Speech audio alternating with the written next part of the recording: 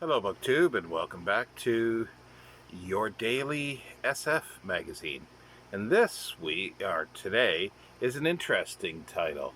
It's Venture Science Fiction Monthly. This is the British edition. Now, it's had an interesting history to it. For about a year, there was 10 issues done in the late 50s.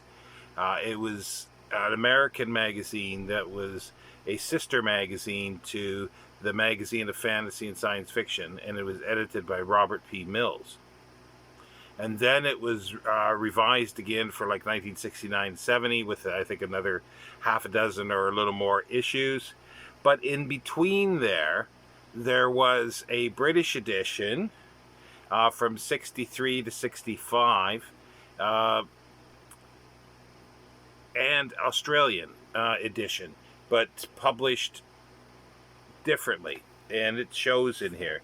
You've got British edition number 5, January 1964, and in Australia, March 1964. And instead of reprinting everything from the American Venture magazine, this was a reprints from the Magazine of Fantasy and Science Fiction and the Venture magazine, the 1950s, I think it was 10 or 12 issues. So it makes it it's interesting. There's all these weird permeations of magazines for a while. And in this one, it's just stories. It's actually quite full of stories. Sorry, there's just a piece of, yeah, here we go. It's to join the Science Fiction Book Club, and it's still in there. Anyway, we've got short stories, Explorer's We by Philip K. Dick, Santa Claus by Robert F. Young. I'm not a writer that I'm hugely familiar with, but I think he was quite prolific. The R of A by Gordon R. Dickinson. He was a Canadian-American science fiction writer, probably best known for his Dorsey novels. And then there's The Last Shall Be First by Robert P. Mills, the editor or co-editor at the beginning of the science fiction, or the Magazine of Fantasy and Science Fiction, and then the American editor of Venture. And there's novelettes, Marion Zimmer Bradley's Bird of Prey. She's probably best known for Mists of Avalon, I would say. Paul Anderson, Cold Victory.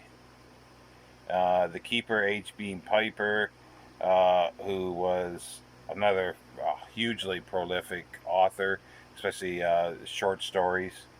And then the featured story, it says Turn Off the Sky by Ray Nilsson. Know nothing much of him. I did do a quick search, and it looks like one of his stories was the basis for a John Carpenter film in the 80s, and that's what he's sort of known for. So yeah, and again, the interesting ads here, it's the International Correspondence Schools on the back. Sort of an interesting cover. Not sure who the artist was. Does it tell me? Artwork can be... Oh, no, okay. No. Doesn't say. But yeah, there's no illustrations that I can see inside.